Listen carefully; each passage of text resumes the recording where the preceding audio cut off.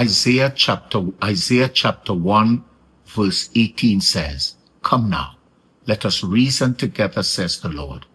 Though your sins be as scarlet, they shall be as white as snow. And though they be as crimson, they shall be as wool." Jesus. I wanted to emphasize this morning from this verse the disposition of God. Though he is the one who has been violated, abused, disrespected, he is the one who is saying, "I'm not willing that you perish. I want a relationship with you. I really want you to know me, to love me.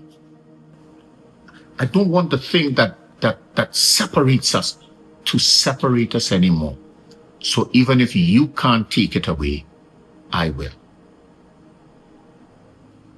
The color, the degree, the incidents, he's letting all of that go. And I like God's judgment.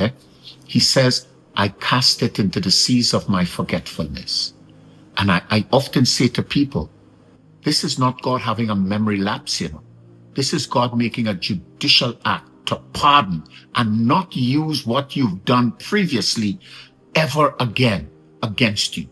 So it's not that we violate tomorrow and he's going to come back and say, "Oh, you've always done it." And no. He says, if we're genuine, if we're for real, he forgives us. And he will not use that ever again against us. What a God. What a God. What a God. So I am certain if I continue to walk with him, I will continue to enjoy his forgiveness, his blessing. If I continue to be obedient, if I continue to reverence and respect him, I can be assured that God's favor will be with me.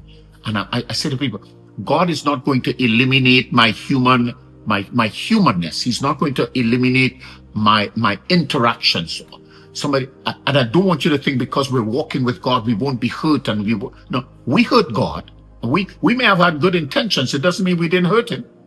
We may not have started off with the intention to violate, but we violated, and people will do the same to us. And we've got to be like our Father. We've got to call people not to reckon in for revenge, but to reckon in for reconciliation. We bring the reconciliation the way God does for us, because he's forgiving and have forgiven us. We can forgive others, and we could set the record straight.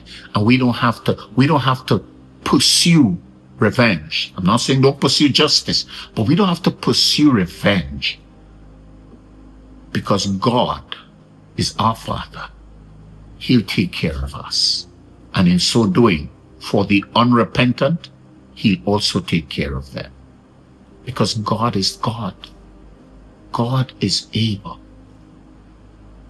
to forgive me. His disposition before I even come to the table is to forgive me.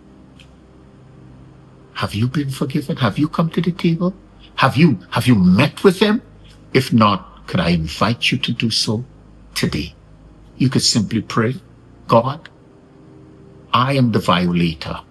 You are the one who was violated. I am the one who disrespected you with my thoughts, my words, my deeds.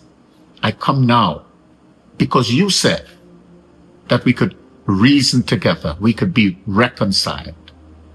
I come to you and I ask you to forgive me of everything that was past so that we can start afresh today. I seek reconciliation.